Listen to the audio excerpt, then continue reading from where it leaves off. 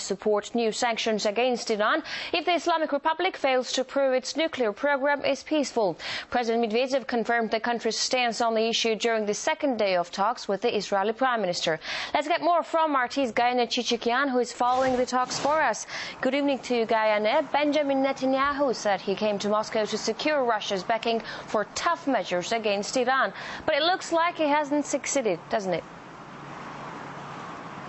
Well, Sophie, as you mentioned, Russia's position on Iran hasn't really changed. Kremlin says Russia does not rule out the possibility of sanctions against Iran if Tehran refuses to comply with its obligations with the International Atomic Energy Agency. Here's a quote for you.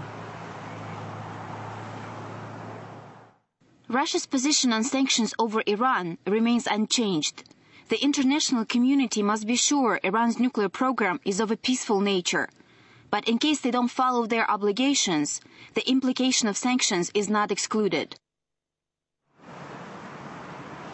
The Israeli Prime Minister Benjamin Netanyahu is on a two-day visit to the Russian capital. On Monday, he met with President Medvedev. Today, he sat down with Prime Minister Putin. What Israel wants from Moscow is sanctions with teeth.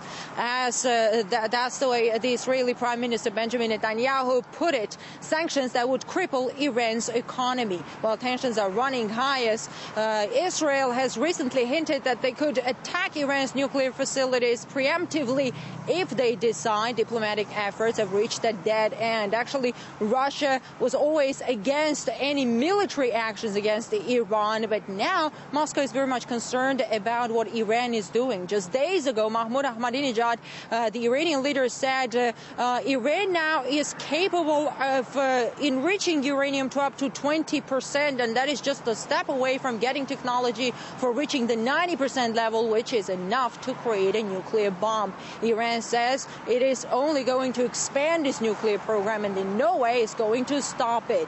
While as for sanctions, Mahmoud Ahmadinejad did have a rather intimidating message there. If new sanctions are imposed, we'll react like never before. We won't try to negotiate or explain anything.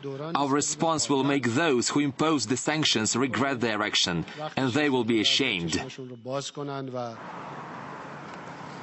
Well, Netanyahu also asks Moscow to scrap an arms deal with Tehran on the supply of a powerful air defense system, also known as S-300. Experts say that air defense system is more powerful than what Israel has, but so far we've heard no official response from Russia, although reportedly Russians gave no guarantees to Netanyahu that they were going to scrap the deal, saying that is a defense system, not an offensive weapon. Actually, it is perfectly legal to sell and to supply that kind of a defense system. Sophie? Gayane, what other results do we expect of these talks? Well, Sophie, apart from Iran's nuclear program, also the Middle East peace process is something that Russians are very much concerned about. And Netanyahu sat down with Russian leaders to discuss Israel's input in the negotiations. Moscow is very much concerned about Israel's settlement policy there. And as a major mediator in the Middle East peace settlement, Russia reaches out to all the parties involved. Just a week ago, Hamas leader was here in Moscow. And shortly before that, Mahmoud Abbas, the Palestinian leader, had been talking to Medvedev on the same subject. So Russia is pushing for concessions from all parties to be able to resolve the conflict. Thanks for that, Gayane Chichikian, following the latest developments of Israeli Prime Minister's visit to Moscow.